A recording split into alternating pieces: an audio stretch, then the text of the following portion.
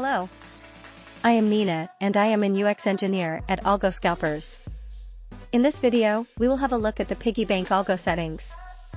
The input screen will look like this. But how does it work?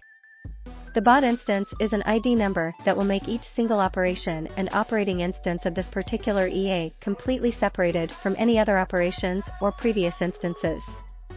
With wallet size, it is possible to make the EA operative using just a part of the wallet. The trade size is just the size of the asset used to open a position. Take profit will determine the profit designated for each operation.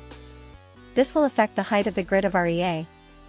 With close on profit, the EA will automatically close all positions once you reach a certain amount of profit in order to secure the profit. FTL return is quite important in order to avoid the directionalities of the market. The algorithm opens and closes trades, drawing a grid around the FTL aka first trade line. Distance and allowance are measured in take profit units. If the price goes up or down the FTL of the indicated FTL distance, the bot will weight the return of the price to the FTL plus the FTL allowance to close all positions. Finally, the stop loss.